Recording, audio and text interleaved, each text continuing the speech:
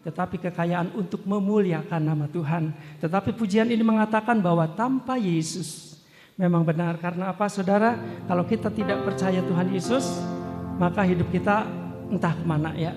Amen. Kalau kita tidak percaya Tuhan Yesus, kita akan celaka saudara. Amen. Tetapi kita bersyukur kepada Tuhan sebagai orang pilihan Tuhan.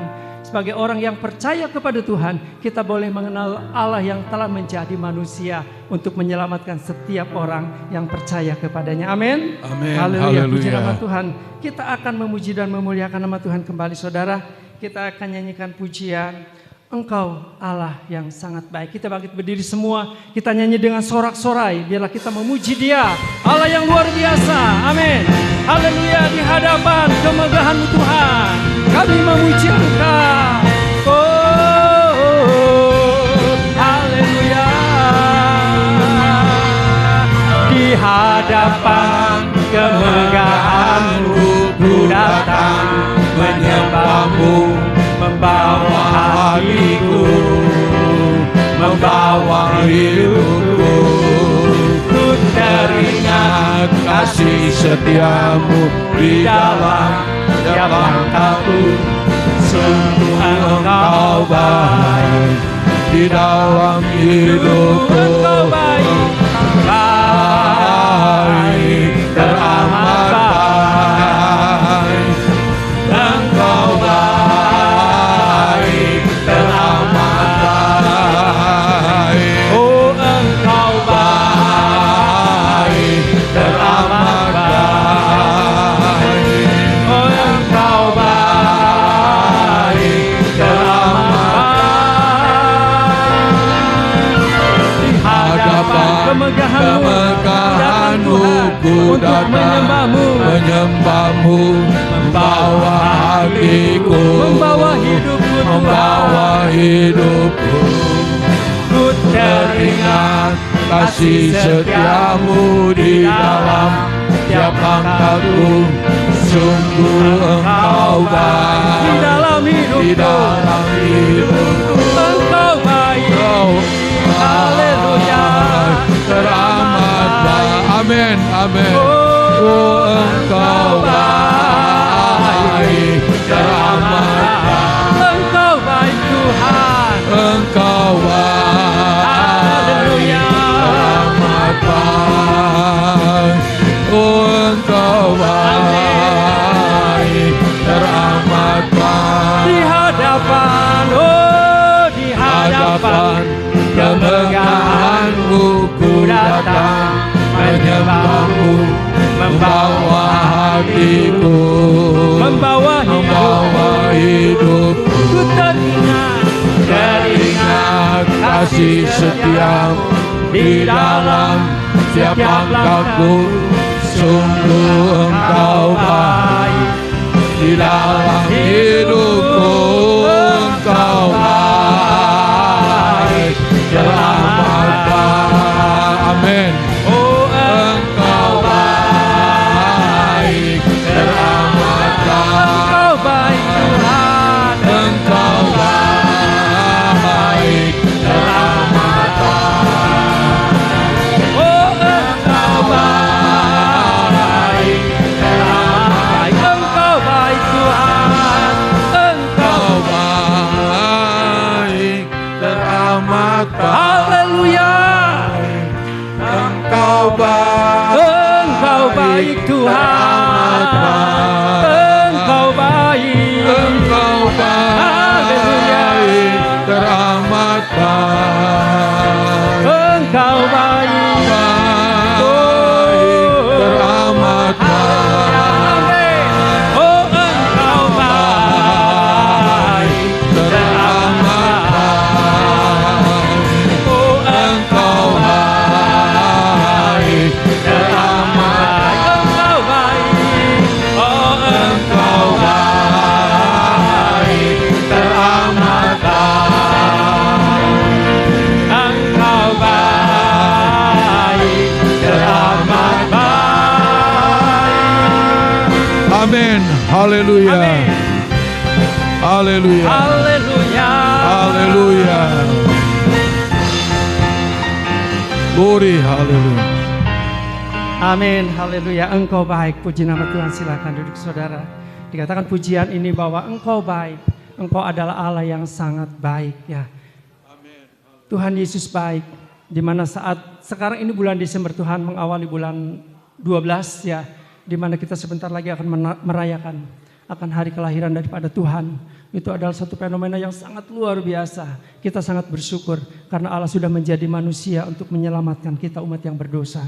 Haleluya. Oleh sebab itu biarlah kita boleh memuji Dia, kita boleh menyembah Dia. Biarlah kita bagikan seperti rusa yang akan rindu sungai-Mu. Amin. Kita seperti rusa yang merindukan akan air-Mu Tuhan. Kami seperti rusa yang merindukan kebenaran firman-Mu. Kalau kami sebentar firman-Mu akan disampaikan, biarlah Tuhan Engkau membukakan hati kami. Bukakan hati kami untuk menerima kebenaran firman-Mu Tuhan. Haleluya. Terpujilah nama Tuhan. Oh, seperti rusa rindu sungai-Mu, jiwaku rindu Engkau. Kaulah Tuhan hasrat hatiku, ku rindu menyembah-Mu. Seperti rusa rindu sungai-Mu. Amin. Seperti rusa rindu sungai-Mu, jiwaku rindu Engkau. Glory, haleluya, amin.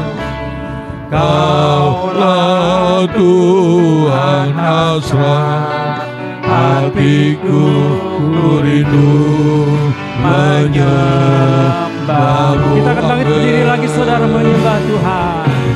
Engkau kekuatan dan perisaiku, kepadamu rohku berserah. Kaulah Tuhan hasrat hatiku, ku rindu menyembah-Mu. Haleluya, amin.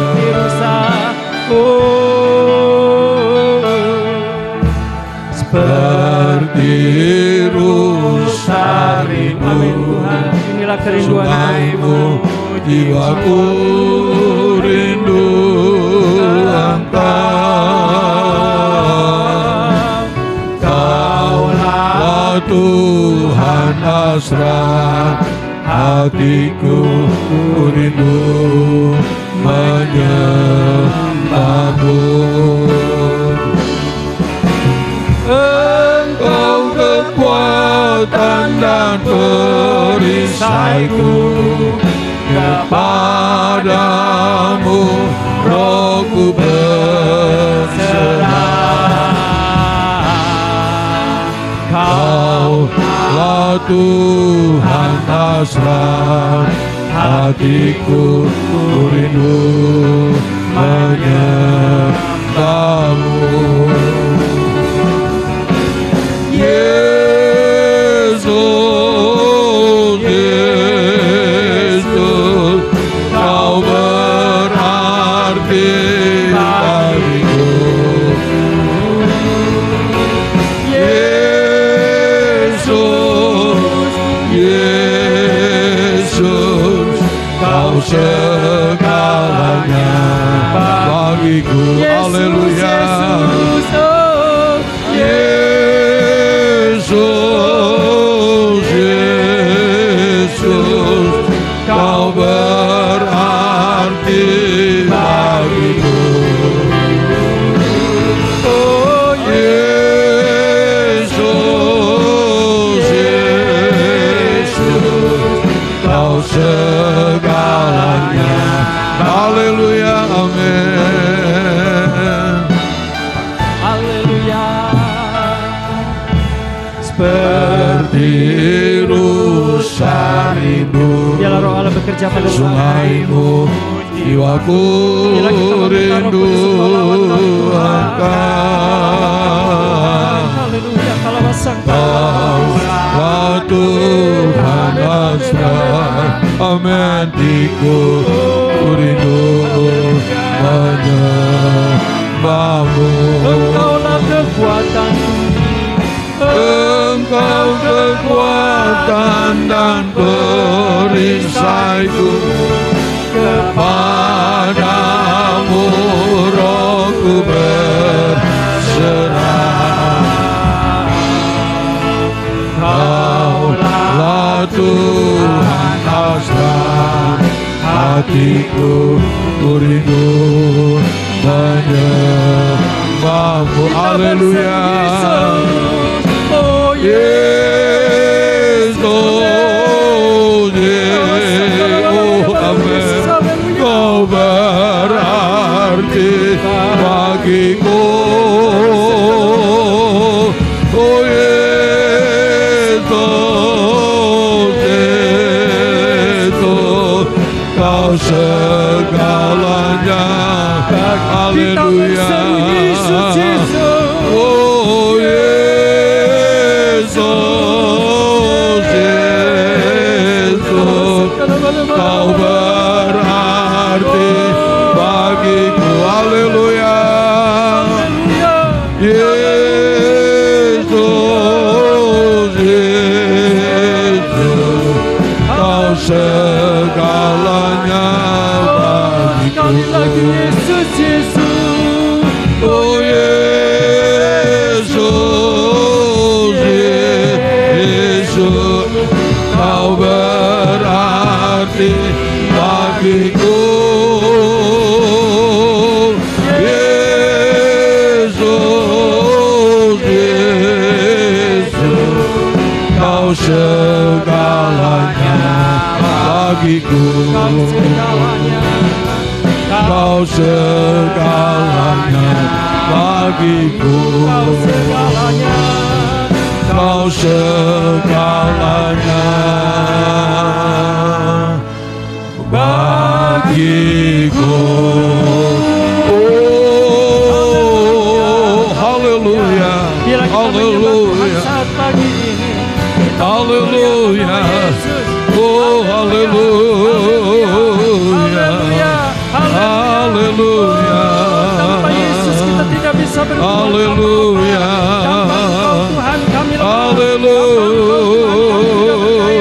tetapi dengan Yesus haleluya, haleluya, kami menyembah namamu, haleluya, kami mengagungkan haleluya, Yesus Tuhan Juru haleluya. Glory, haleluya, haleluya.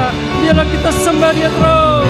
Oh, kalabasak, kalabalabalabalabalabalabalabal. Oh, haleluya, haleluya, haleluya, haleluya, haleluya. Oh, Yesus, oh, Yesus, Kau berarti bagiku. Oh, Yesus, Yesus, Kau segalanya bagiku. Sekali lagi Yesus, Yesus, Yesus, Yesus, Kau berarti bagiku. Oh Yesus,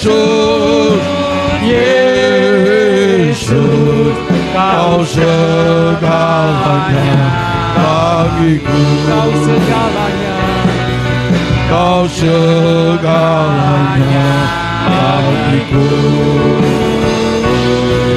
Kau segalanya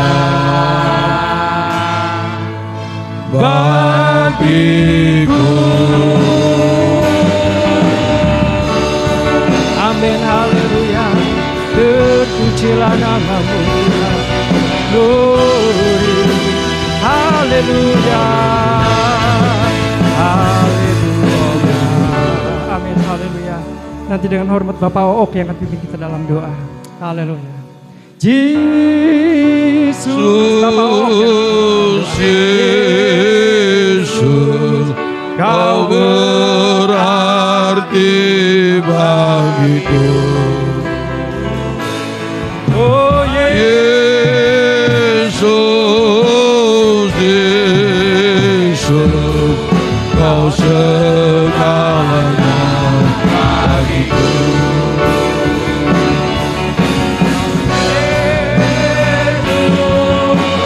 Yesus, Kau berarti bagiku. Yesus, Yesus, Kau segalanya bagiku. Kau segalanya bagiku. Kau segalanya bagiku. haleluya, haleluya, haleluya. Haleluya. Glory, haleluya, haleluya. Segala puji dan syukur bagimu Tuhan. Glory, haleluya, haleluya. Terima kasih Tuhan, haleluya. Glory, haleluya, haleluya. Glory, haleluya. Haleluya. Terima kasih Tuhan Yesus, terima kasih ya Allah. Terima kasih Bapa atas rahmat dan kasih-Mu ya Tuhan, yang terindah bagi hidup kami ya Tuhan, anak-anak-Mu yang sudah hadir di tempat ini ya Tuhan.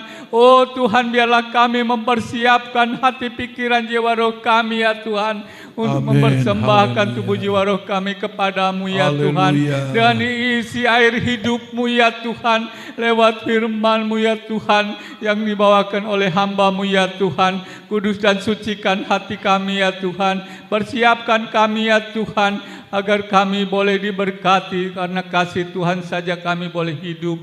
Terima kasih Tuhan, kami mengucap syukur. Haleluya. Amin. Amin.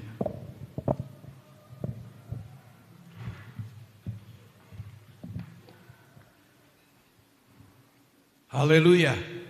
Puji Tuhan. Benar sekali nyanyian tadi bahwa hanya Yesus saja, ya. Hanya Yesus Tuhan. Dialah yang menjadi Tuhan kita, tidak ada yang lain. Puji Tuhan. Kita akan melihat pada pagi hari ini dalam firman Allah Injil Yohanes pasal 10. Kita akan baca ayat yang ke-10.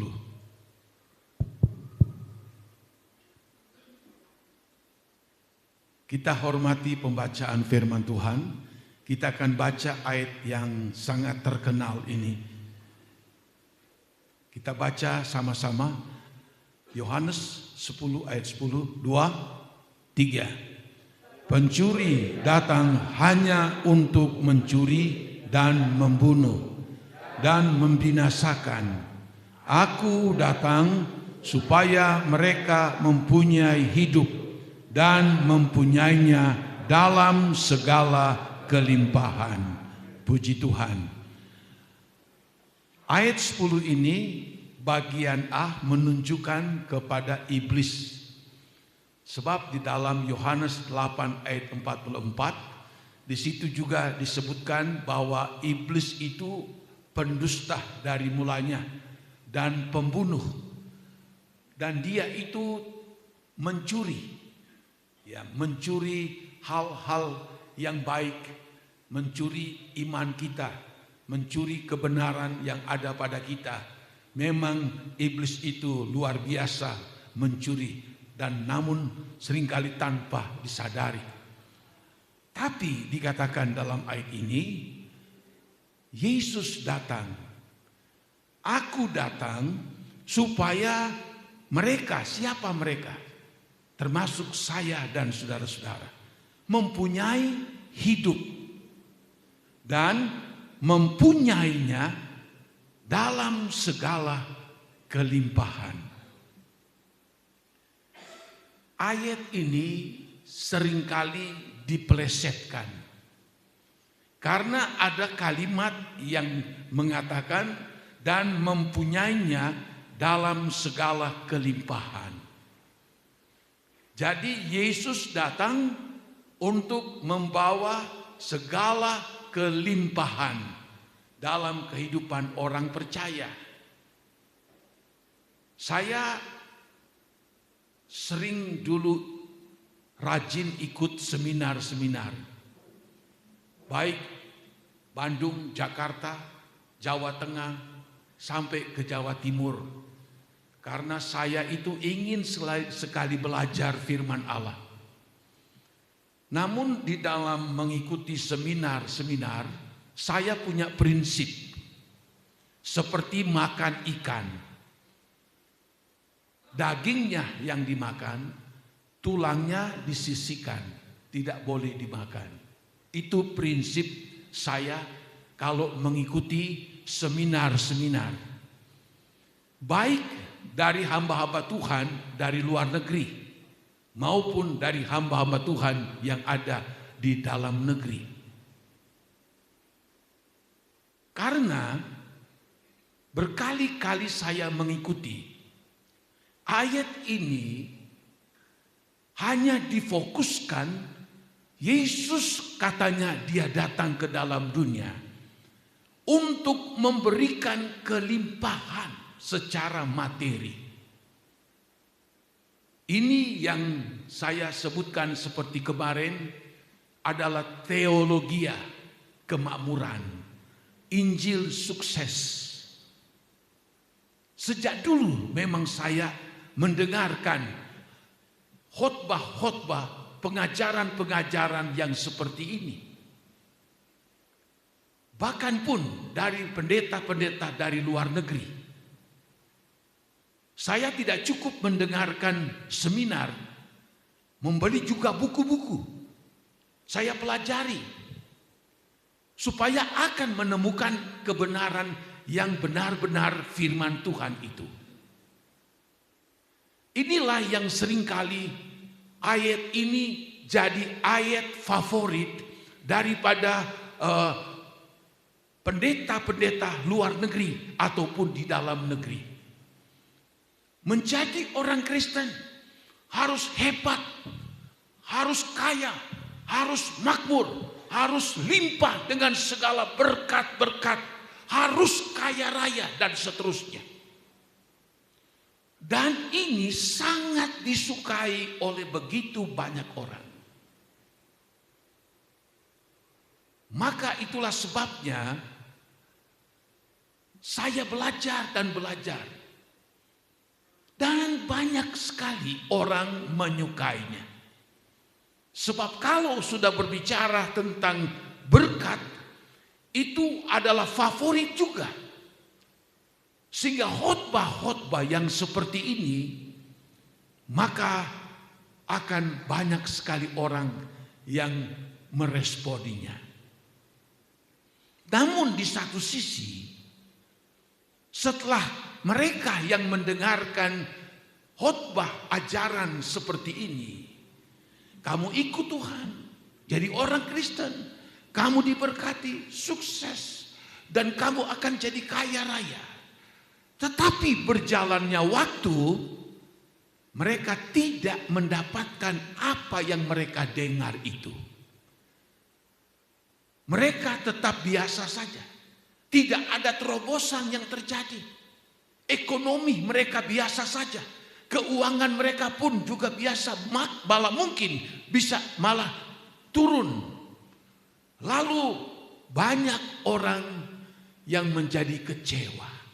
Berarti firman Allah itu tidak betul.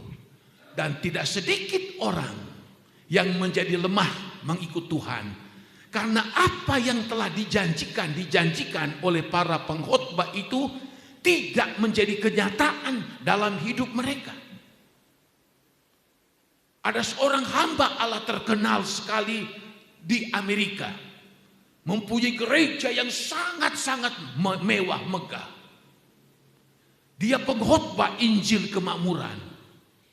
Tapi pada waktu dia datang di Filipina, di situ dia melihat ada begitu banyak sekali orang Kristen, anak Tuhan di Filipina yang setia ikut Tuhan, tetapi mereka hidup kekurangan dan kemiskinan. Hamba Tuhan ini lihat, ternyata banyak orang yang hidup dalam kemiskinan. Dia sadar, dia merasa berdosa telah mengajarkan Injil kemakmuran. Nah, saudara-saudara, meskipun ajaran teologi kemakmuran ini sudah terjadi beberapa waktu lalu, tapi masih juga banyak hamba Tuhan di Indonesia yang sering menjadikan ikut Tuhan, Yesus datang memberikan dalam segala kelimpahan. Sebagai hamba Tuhan, saya berdoa dan menyadari. Selesai khotbah minggu yang lalu, saya berdoa sama Tuhan. Tuhan,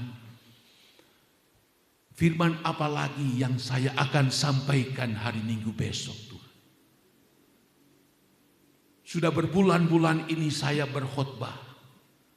Seringkali sebagai manusia, oh Tuhan, khotbah apa yang saya akan sampaikan lagi? Sebab ternyata, saudara-saudara, bukan saja jemaat di sini yang mendengarkan firman Allah. Ada banyak jemaat di luar. Ada banyak orang Kristen di luar dari jemaat kita, yang mendengar dan mengikuti ibadah kita setiap minggu. Bukan sedikit, cukup banyak.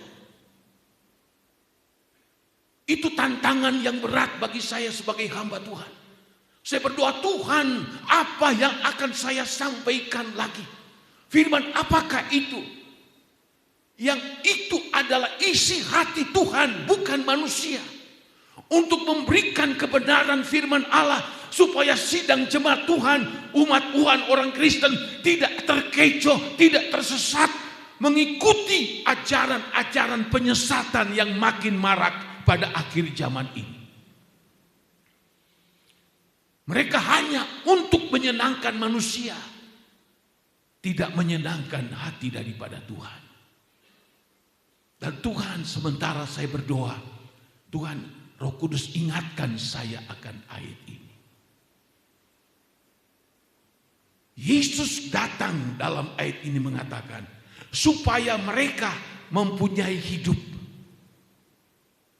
Kenapa ayat ini berkata seperti ini?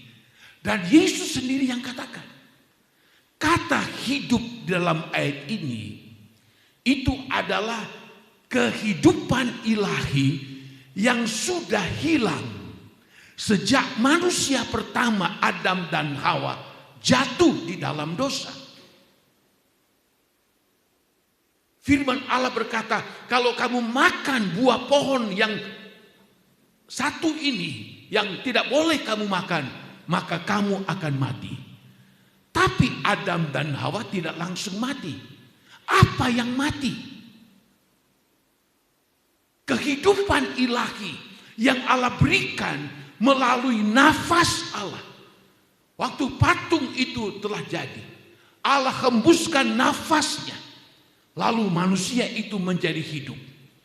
Nafas Allah dalam arti yang Alkitab yang asli, itu roh dari Allah itu sendiri.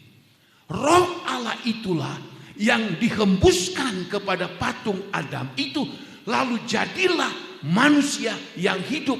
Kenapa manusia hidup? Karena ada kehidupan ilahi yang sifatnya abadi, yang sifatnya kekal, ada dalam kehidupan manusia. Maka itu sebab manusia itu bukan cuma fisik ini saja. Dalam fisik manusia itu ada jiwa. Dan di dalam jiwa itu ada hal yang sangat penting, itu roh manusia. Allah memberikan roh manusia. Untuk apa? Supaya roh Allah itu dapat berhubungan baik, dapat bersekutu, akan diam di dalam kehidupan kita manusia. Karena Alkitab berkata di dalam Yohanes pasal 6, rohlah yang memberi hidup, tubuh tubuh ini tidak berguna. Sebab kalau tubuh ini mati, kembali kepada debu tanah.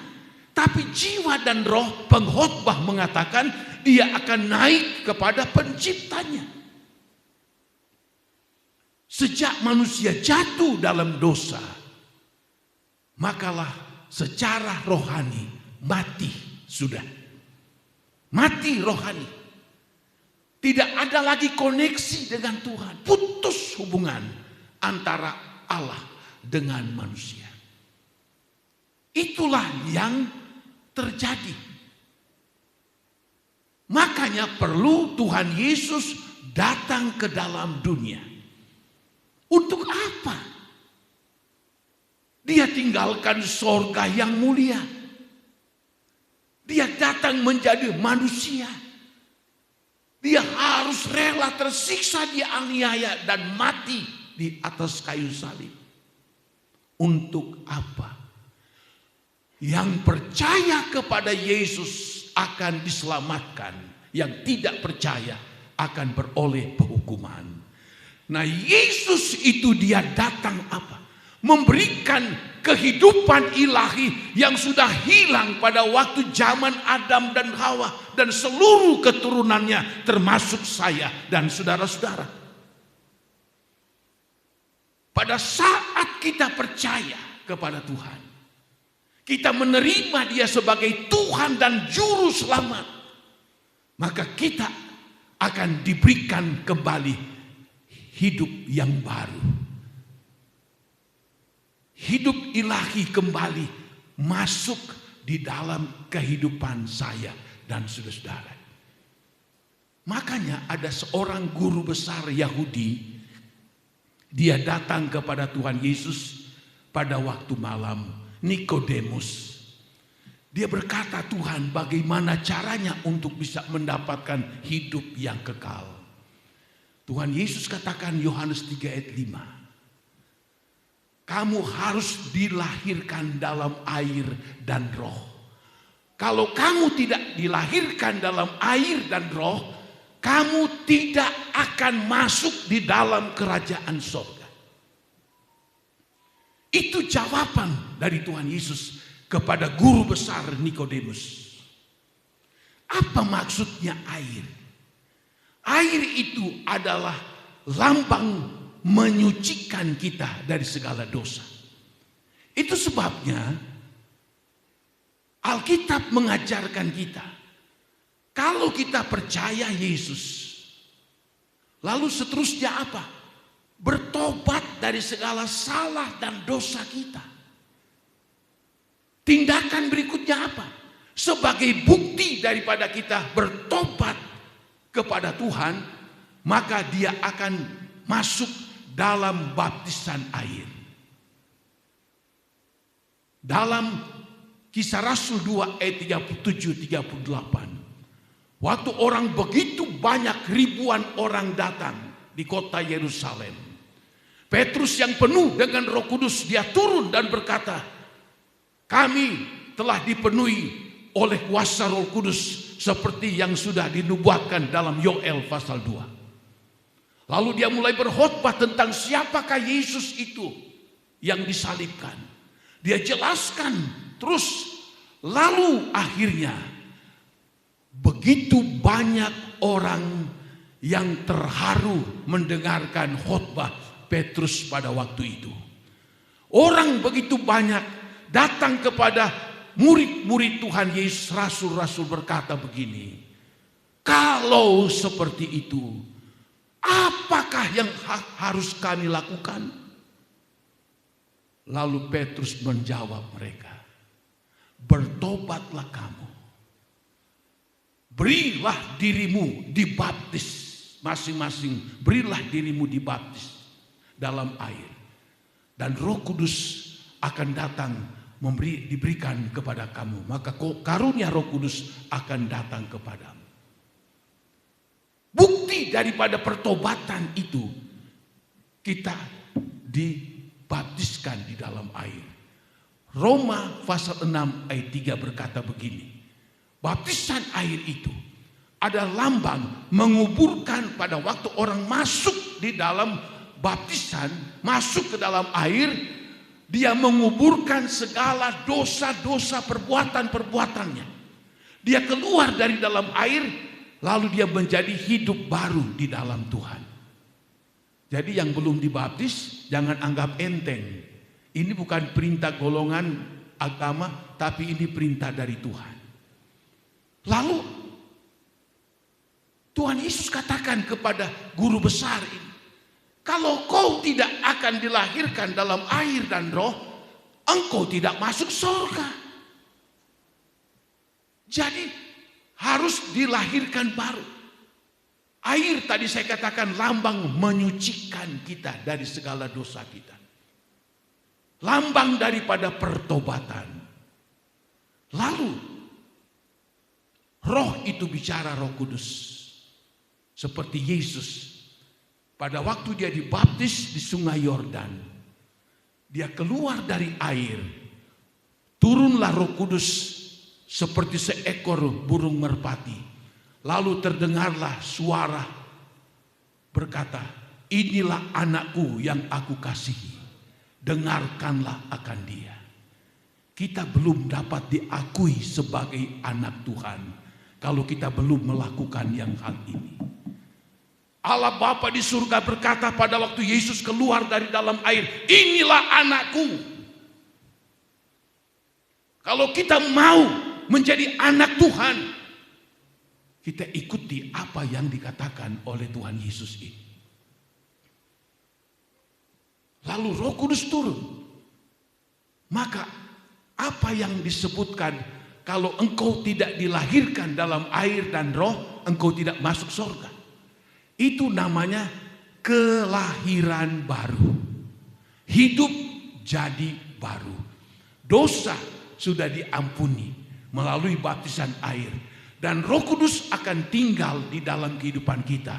Kita menjadi hidup baru, lahir baru di dalam Tuhan. Pada waktu kita dibaptis, pada waktu kita keluar dari baptisan, kita diakui sebagai anak. Dan Roh Kudus, kehidupan ilahi, itu akan datang masuk di dalam kehidupan kita.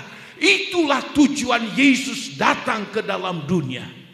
Untuk mengembalikan kembali rohani yang sudah mati zaman dulu, dikembalikan lagi melalui Yesus Kristus. Makanya dia harus datang. Untuk apa? Memberi hidup. Tidak ada nama lain di bawah kolong langit ini yang di dalamnya manusia beroleh selamat. Kisah 2, 4 ayatnya yang ke-12.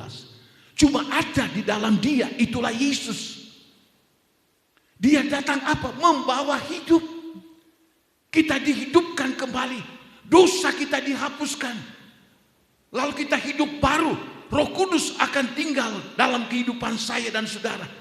Sehingga yang sudah hilang, yang sudah tercuri pada zaman dulu itu, sekarang dikembalikan melalui Tuhan Yesus Kristus. Itu sebabnya dia itu datang untuk memberi hidup. Barang siapa yang percaya kepadanya, dia akan hidup kekal selama-lamanya. Amin. Ini tujuannya. Yang dia prioritaskan. Bukan hidup berkelimpahan materi, bukan. Dia prioritaskan untuk kita ada kehidupan ilahi yang akan menuntun, membawa kita supaya kita itu akan hidup kekal bersama dengan dia di dalam kerajaan surga. Itu tujuan pokok. Dan dikatakan dalam ayat ini, dan kita akan memilikinya atau mempunyainya dalam segala kelimpahan. Tuhan memberikan hidup ilahi dalam diri kita. Tidak diukur-ukur. Seperempat dulu, setengah dulu. Tidak. Dia akan memberikan kepada kita secara full. Itulah belas kasihan Tuhan. Kita harus tahu, saudara. Pada waktu manusia tergoda oleh iblis, Maka apa yang mereka miliki pada zaman itu, yaitu kasih akan Allah, lenyap. Persekutuan yang indah dengan Tuhan hilang. Apalagi kebenaran yang mereka miliki, kebenaran Allah hilang. Apalagi kekudusan, apalagi damai sejahtera, sukacita, keselamatan, lenyap semua. Tapi itu dapat kita dapati lagi asal kita percaya sungguh-sungguh kepada Tuhan Yesus Kristus. Dan Dia akan memberikan kelimpahan kasih kepada kita. Dia akan memberikan kita full untuk kita dapat bersekutu dengan Tuhan siang ataupun malam yang dulu sudah hilang. Karena Allah ingin sekali kita memiliki persekutuan dengan Dia. Kalau kita banyak bersekutu kepada Tuhan, kehidupan ilahi akan makin ada, menjadi kaya di dalam kehidupan saya dan saudara-saudara. Lalu juga kebenaran daripada Allah yang sudah hilang. Roma 3 dikatakan semua manusia tidak ada yang benar, semua sudah berbuat dosa. Melalui Yesus Dia datang memberikan kebenaran. Itulah firman Allah untuk saya dan saudara. Dan Dia berikan dengan limpah untuk kita. Tinggal bodoh kita sendiri kalau kita tidak mau menerima akan firman Allah. Firman Allah itu hidup dan firman Allah itu berkuasa, Alkitab katakan. Apalagi dikatakan Dia akan memberikan kita damai sejahtera. Bukan sedikit, full dengan kedatangan Yesus. Dia memberikan apa? Sukacita dalam diri kita. Untuk apa? Dia tahu kita hidup di tengah dunia yang penuh dengan masalah ini. Tapi kalau roh Allah tinggal diam di dalam diri kita. Sehebat apapun masalah yang kita hadapi, selalu kita akan memperoleh damai sejahtera dan sukacita dari Allah dalam hidup ini. Dia akan memberi dengan kelimpahan tidak diukur-ukur. Hebat sekali kedatangan Tuhan ini. Dia datang memberikan kita hidup dengan apa? Dengan kelimpahan. Namun kembali lagi saya ingatkan, pengajaran teologi kemakmuran memplesetkan ayat ini. Ikut Yesus, engkau akan sukses, engkau diberkati, engkau akan berhasil, beruntung dan lain-lain sebagainya. Dan masih sampai sekarang masih juga ada pengkhotbah yang menarik orang dengan cara seperti ini. Saya sendiri berpikir begini. Keluarga Yusuf dan Maria orang miskin, tukang kayu. Bahkan pun dalam pelayanan Tuhan Yesus, Yusuf tidak lagi disebut-sebut. Banyak ahli Alkitab memberitahu kemungkinan besar Yusuf telah mati. Bayangin Yesus sebelum Dia melayani, tulang punggung dari keluarga ini. Saudara-saudara laki-lakinya 4, belum perempuan-perempuan. Mereka orang miskin sehingga dipandang enteng oleh orang-orang yang ada di Nazaret. Kalau Dia datang untuk memberikan kesuksesan, memberikan kekayaan yang berlimpah-limpah, tidak pernah ditulis dalam Alkitab sebelum Dia mati tinggalkan dunia naik ke surga, Dia sudah memberikan sekian ton emas kepada Maria. Dia sudah memberikan bekal yang berlimpah-limpah kepada Maria dan keluarganya. Tidak ada ayat satupun yang menulis hal itu. Jadi kita lihat, kita harus tahu. Supaya kalau kita paham, kita akan mampu untuk bisa tidak terpengaruh dengan ajaran-ajaran yang masih dipakai sampai sekarang ini. Yesus datang intinya memberikan kehidupan ilahi dalam diri kita. memberikan keselamatan dalam diri kita, memberikan damai sejahtera, sukacita, memberikan kebenaran. Wow, begitu banyak. Dia beri dengan apa? Dengan kelimpahan ilahi. Sebab apa? Ada ayat menulis dalam Roma pasalnya yang kitab Roma pasal 14. Di situ dikatakan begini firman Tuhan supaya kita paham. Roma 14 ayat 17 berkata begini. Sebab kerajaan Allah bukanlah soal makanan dan minuman, tetapi soal kebenaran, damai sejahtera, dan sukacita oleh Roh Kudus. Karena barang siapa melayani Kristus dengan cara ini, ia berkenan pada Allah dan dihormati oleh manusia. Sebab itu, marilah kita mengejar apa yang mendatangkan damai sejahtera dan yang berguna untuk saling membangun. Ayat ini memberitahu kerajaan Allah bukan soal makan, bukan soal minum, bukan soal pakai, bukan soal perut kenyang, bukan. Ajaran-ajaran daripada teologi kemakmuran, bagaimana perut menjadi kenyang, bagaimana sukses dan lain sebagainya. Tapi jelas dalam ayat ini, kerajaan sorga itu bukanlah soal makan, minum, sampai kenyang, sampai gini, sampai begitu. Bukan. Tapi disebutkan, tetapi soal apa? Kebenaran. Soal kebenaran. Kebenaran ini mutlak. Yohanes 17 ayat 17. Dikatakan, firman-Mu adalah kebenaran. Firman Allah itu adalah kebenaran. Setiap firman Allah yang kita dengar, kita terima, kita miliki itu sebagai suatu kebenaran yang tidak perlu untuk kita perdebatkan, karena itu adalah firman Tuhan. Lalu disebutkan damai sejahtera.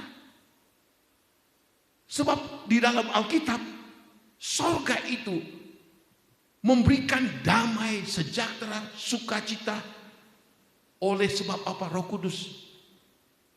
Ini namanya harta rohani. Banyak sekali kan kita lihat orang kaya raya, orang ternama, berpangkat ini, hebat sekali. Tapi tidak ada kebenaran, tidak ada damai sejahtera, tidak ada sukacita Allah di dalam kehidupannya. Karena hal-hal ini adalah harta-harta rohani, harta-harta sorgawi, kelimpahan sorgawi yang Allah berikan untuk saya dan saudara-saudara. Mungkin kita tidak menjadi konglomerat, menjadi kaya raya, kita mungkin orang sederhana, tetapi kerajaan Allah ada di dalam diri kita.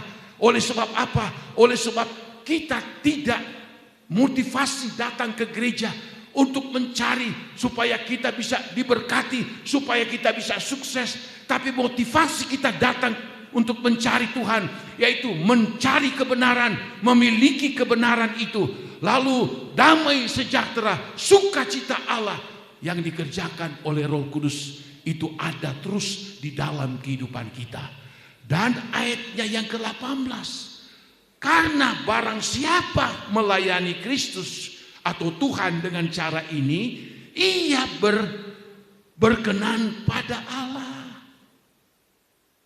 Orang yang melayani dengan motivasi materi, Injil kemakmuran, teologi sukses, tidak berkenan sama Tuhan. Saya berani katakan itu. Tidak berkenan sama Tuhan. Meskipun dia mungkin hebat kelihatan, fasih lidah, saya berani katakan, sebab banyak yang nonton acara ibadah kita. Saya berani katakan, pelayanan yang hanya melulu untuk membuat perut kenyang, successful dan sebagainya, tidak berkenan sama Tuhan. Tidak berkenan. Mungkin orang berkata hebat, pendeta itu luar biasa. Tapi kalau motivasinya mengajarkan Injil kemakmuran, teologi sukses, tidak berkenan sama Tuhan, kita harus tahu membedakan. Sebab banyak juga orang Kristen sangat suka sekali mengikuti khotbah seperti ini. Bahkan disebutkan dalam ayat ini, ia berkenan kepada Allah dan dihormati oleh manusia. Kalau melayani firman dengan tulus berdasarkan kebenaran Allah, ada hikmat marifat Allah, ada urapan kuasa Roh Kudus, akan berkenan kepada Allah. Mungkin khotbahnya tidak baik, mungkin khotbahnya keras, mungkin khotbahnya ibarat makanan pahit, mungkin khotbahnya ibarat api menghanguskan, ibarat kodam memukul, tetapi berkenan di hadapan Allah dan dihormati oleh manusia. Dihormati oleh manusia-manusia siapa? Oleh manusia-manusia yang memiliki rohani yang baik. Tapi kalau memiliki rohani yang membleh, ya enggak juga. Anak Tuhan yang benar-benar sungguh-sungguh, meskipun khotbah itu saya ulang-ulangi lagi, begitu pahit sekalipun, tetapi itu berkenan kepada Allah, itu yang lebih baik kita terima dari khotbah yang mendayu-dayu dengan segala berkat dan sebagainya, tapi tidak berkenan kepada Allah. Kita tidak menuntut pujian orang, tapi firman Allah sudah tahu orang yang melayani Tuhan dikatakan di sini berkenan kepada Allah, dihormati oleh manusia. Bukan mencari hormat, tetapi mengakui bahwa kebenaran Allah itu memang harus seperti itu. Kerajaan Allah bukan soal makan, bukan soal minum, bukan soal pakai, bukan hebat dan sebagainya, bukan. Jadi kita dapat memahami ini. Yesus datang untuk memberikan hidup dan memberinya di dalam kelimpahan. Kita lihat dalam Alkitab, dalam 2 Petrus, ini harta rohani yang Tuhan beritahukan melalui firman Allah, yang harus menjadi milik saya dan saudara-saudara. Agak panjang ayat ini tapi tidak apa-apa. Dikatakan dalam 2 Petrus 1 ayat 3, karena kuasa ilahinya telah menganugerahkan kepada kita segala sesuatu yang berguna untuk hidup yang saleh dan pengenalan kita akan Dia yang telah memanggil kita oleh kuasanya yang mulia dan ajaib. Ayat 4, sidang jemaat membaca sama-sama. 2, 3.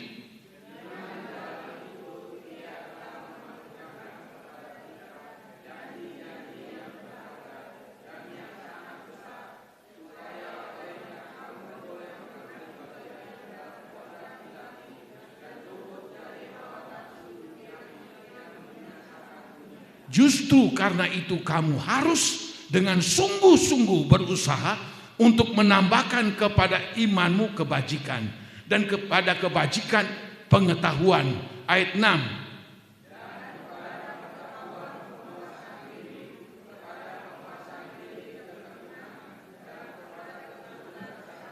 Dan kepada kesalehan kasih akan saudara-saudara, dan kepada kasih akan saudara-saudara kasih akan semua orang. 8.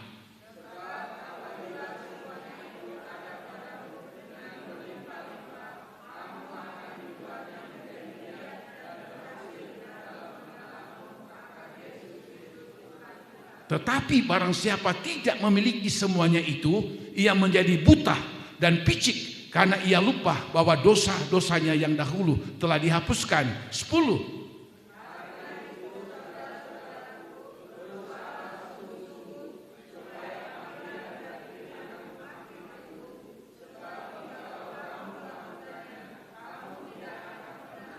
Sama-sama 11. 2, 3.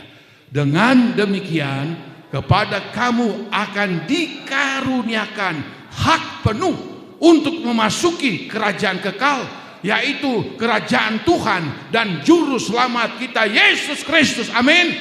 Ini kebenaran. Tidak bisa diganggu gugat.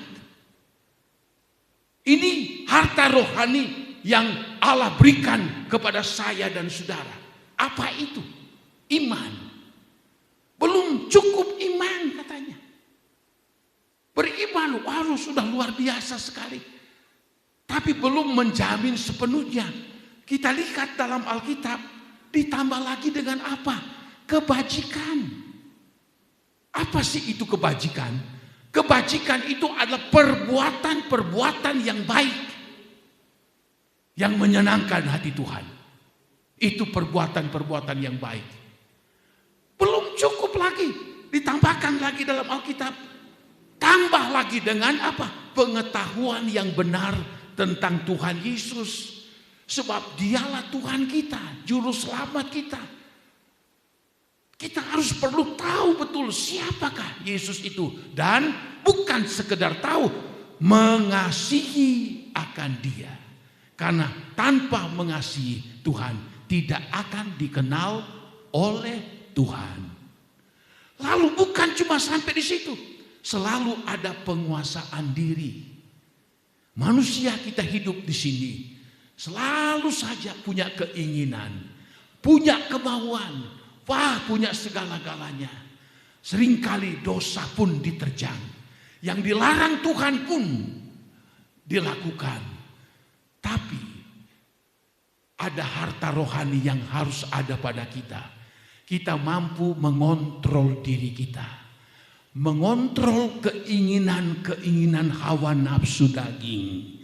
Mengontrol keinginan-keinginan mata yang berdosa. Mengontrol kesombongan dan keangkuhan hidup. Lalu bukan juga hanya sampai di situ. Lalu ditambah dengan ketekunan. Ketekunan setia sama Tuhan. Ini harta rohani yang harus kita miliki. Setia. Yesus berkata di dalam Matius 24. Orang yang selamat masuk surga hanyalah mereka yang setia. Ada 3 hal. Orang dipanggil menjadi anak Tuhan. Belum menjamin. Kedua, orang pilihan. Pilihan juga belum menjamin sepenuhnya. Ada yang terakhir, setia. Kalau kita sudah dipanggil Tuhan, kita sudah dipilih Tuhan, kita akan tetap setia. Susah ataupun senang, diberkati atau tidak diberkati. Kita akan tetap setia sampai Tuhan datang, sampai kita mati. Amin. Hidup dalam kesalehan, hidup benar, hidup kudus. Apa sebab? Di dalam Alkitab dikatakan, kitab Ibrani, tanpa kekudusan tidak seorang pun akan lihat Tuhan. Boro-boro lihat masuk surga, lihat pun tidak bisa. Apalagi dikatakan kesalehan dan mengasihi sesama dan mengasihi jemaat-jemaat Tuhan. Lalu dikatakan dalam ayat berikutnya, jikalau itu ada di dalam kehidupan kita, kita tidak akan apa? Tersandung. Wah, perjalanan iman kita, kekristenan kita, akeh sandungannya. Banyak sekali sandungan. Diuraikan mah waduh kepek. Sandungan ini, sandungan itu. Untuk apa? Membuat kita lemah ikut Tuhan. Tapi dikatakan kita tidak akan tersandung. Mungkin ada yang menyandung, kita lewati itu dengan aman. Dikatakan dalam ayat ini, ya, bahwa kamu tidak akan tersandung dan panggilan dan pilihanmu itu makin teguh. Sebab jika kamu melakukannya, kamu tidak akan pernah tersandung.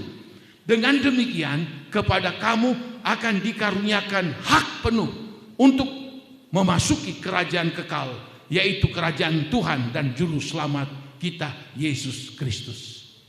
Tidak gampang, saudara. Banyak orang kan masih ragu. Ikut Tuhan, belum pasti dia masuk surga. Belum yakin dia masuk surga. Kenapa? Jawaban ini, harta-harta rohani ini mungkin miskin di dalam dia. Tapi kalau harta rohani yang tadi kita sudah ikuti berlimpah-limpah, apabila semuanya itu ada padamu dengan berlimpah-limpah. Apa itu? Limpah dengan harta rohani. Ini yang betul, bukan limpah dengan materi, uang dan sebagainya. Limpah dengan apa? Harta-harta rohani. Nah, kalau kita merasa kita sudah melimpah dengan harta rohani yang tadi sudah kita ikuti, maka kita akan berhasil dan kita tidak akan tersandung. Lalu yang ketiga, kita akan beroleh hak penuh. Bayangin. Jadi kalau kita ikut Tuhan, kalau ditanya masuk surga, ya. Kalau ada orang Kristen ditanya mau masuk surga, embuh ya, priben. Berarti harta rohaninya tidak ada atau sedikit. Kalau ditanya pengen selamat, pengen sih pengen, tapi priben ya. Ya ini kita koreksi. Jadi kalau ada imannya yang masih tidak bertumbuh, dia tidak melakukan kebajikan, dia tidak dapat mengetahui benar siapakah Yesus Tuhan, tidak mampu mengontrol diri, lalu apalagi dia tidak tekun, dia tidak setia, dia tidak hidup saleh, tidak hidup kudus, dia tidak ada kasih. Waktu ditanya, kenapa? Dia tidak yakin. Padahal firman Allah sudah memberitahu kita dikaruniakan hak penuh. Diberikan hak penuh. Bukan hak separuh. Hak penuh, penuh-penuh hak nih. Tidak ada lagi barangkali mungkin tidak hak penuh. Untuk apa? Memasuki kerajaan kekal. Karena kerajaan surga itu kekal. Tidak seperti di dunia ini, yaitu kerajaan Tuhan dan juru selamat kita Yesus Kristus. Ini kebanggaan kita menjadi umat pilihan Tuhan. Selalu punya kepastian, tidak dengan yang lain, masih meragukan. Kita tidak. Saya mengikuti ini. Harta rohani yang ditulis di sini saya praktekkan di dalam diri saya. Makanya saya yakin mati sekarang, mati besok, mati minggu depan, kapanpun saya yakin saya beroleh hak penuh masuk dalam kerajaan sorga. Ini kekristenan itu begitu, tidak ada keraguan. Saya tantang Bapak Ibu Saudara semua, ujilah dirimu, kata firman Allah.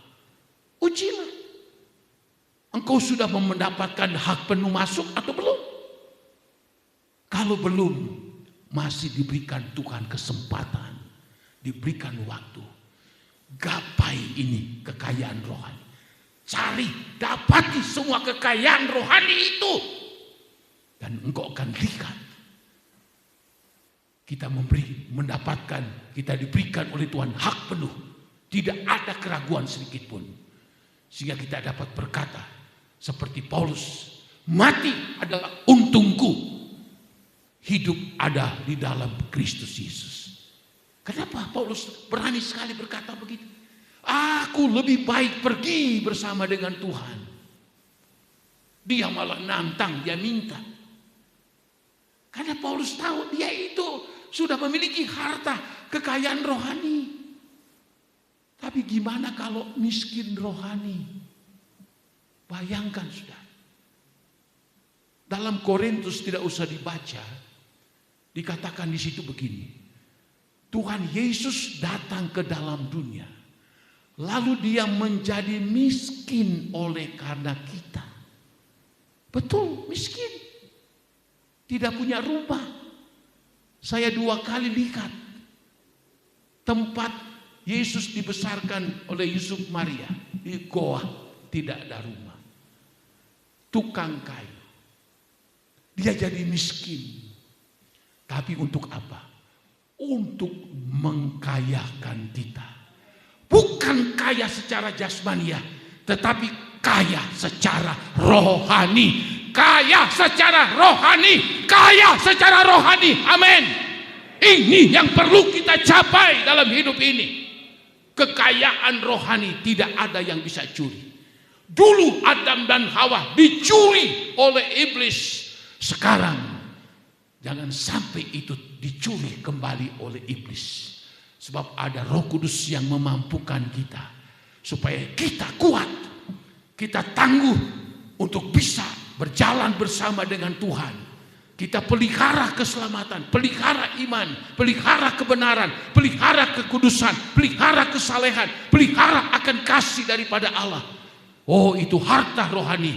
Itulah yang akan memberikan kita hak penuh untuk masuk di dalam kerajaan sorga yang kekal sampai selama-lamanya. Amin. Puji Tuhan. Dan saudara tahu, inilah kalau saudara sudah dengar, besok ada di YouTube, besok ada hamba Tuhan yang mengajarkan teologi kemakmuran. Jangan ikuti itu. Itu menyesatkan. Itu membawa orang tidak disenangi oleh Tuhan. Puji Tuhan. Tuhan memberkati. Kita masuk di dalam doa. Haleluya, haleluya. Glory, haleluya. Amin, haleluya.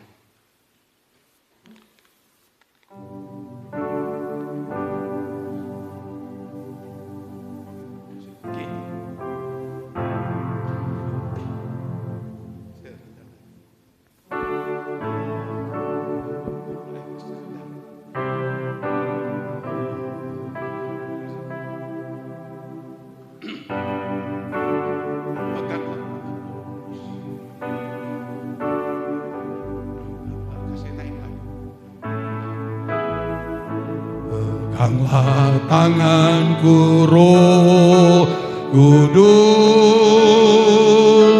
setiap hari. Ku tak dapat jalan sendiri, amin, tanpa Roh-Mu. Oh, bawalah diriku kepada segala kebenaran, agar ku tidak tersesat mengikuti. Oh, peganglah tanganku Roh Kudus. Oh, peganglah tanganku Roh. Biar kita minta Roh Kudus memegang kehidupan kita dalam menjalani kehidupan ini. Setiap hari, setiap saat. Karena kita sadar kita tidak mampu berjalan sendiri tanpa Roh Kudus. Amin, haleluya. Tanpa, oh, bawalah diriku, amin. Oh, bawalah diriku ke, oh, segala kebenaran-Mu Tuhan, segala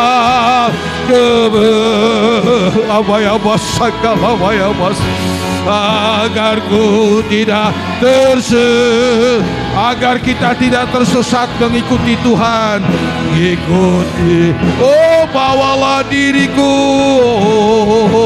oh, bawalah diriku kepada, haleluya, segala nanti Bapak Rudi berdoa, amin, agar ku tidak tersesat, oh, mengikuti. Sekali lagi, bawalah diriku, oh, bawalah diriku kepada, oh, segala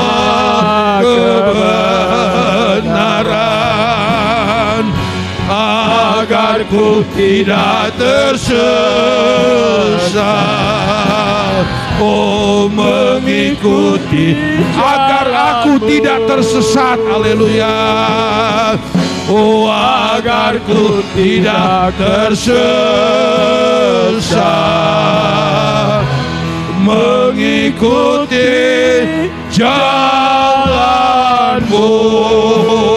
jalanmu. Haleluya, haleluya. Haleluya,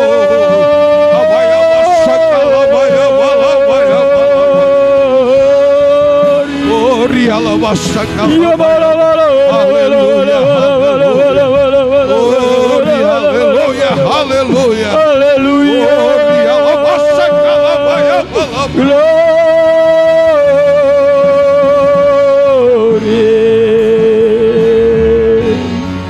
Haleluya Yesus.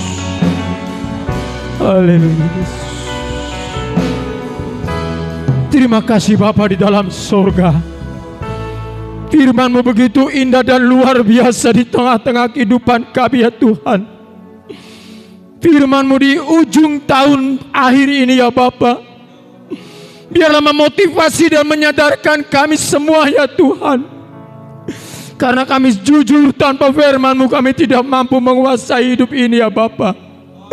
Kami tidak pernah akan mampu berjalan di dalam kebenaran daripada-Mu ya Tuhan.